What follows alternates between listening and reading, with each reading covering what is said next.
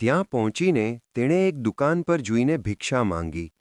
તેને જોઈને દુકાનદારે સવાલ કર્યો, ભાઈ, તું અહીં ક્યારે આવ્યો? તારા આવવાનું કારણ શું છે? અને તારી જ્ઞાતિ કઈ છે? યુવાને નમ્રતાથી જવાબ આપ્યો કે તે એક બ્રાહ્મણ છે અને પોતાના અંધ માતાપિતા તથા પત્નીની ભૂખ મટાડવા માટે ખોરાકની શોધમાં આમ તેમ ભટકી રહ્યો છે. દુકાનદારને તેની કરુણગાથા સાંભળીને ખૂબ જ દયા આવી. તેણે બ્રાહ્મણને સલાહ આપી કે તું આ દેશના દયાળુ રાજાને જઈને મળ, તેઓ ચોક્કસ તારી કોઈને કોઈ મદદ કરશે. એટલું જ નહીં, તે ભલો દુકાનદાર પોતે તેની સાથે રાજાના દરબાર સુધી જવા તૈયાર થઈ ગયો. એ સમયે નસીબ જોગે એક એવી ઘટના બની હતી કે રાજાને એક એવા યોગ્ય બ્રાહ્મણની શોધ હતી જે તેમના નવા બનેલા સોનાના મંદિરની દેખરેખ રાખી શકે.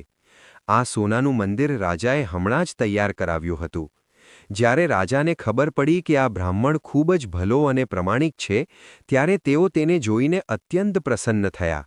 રાજાએ વિલંબ કર્યા વગર તે બ્રાહ્મણને તે મંદિરનો રખેવાળ એટલે કે માલિક બનાવી દીધો અને તેના ગુજરાન માટે વર્ષના 50 કિલો ચોખા અને 100 રૂપિયા પગાર તરીકે નક્કી કરી આપલા.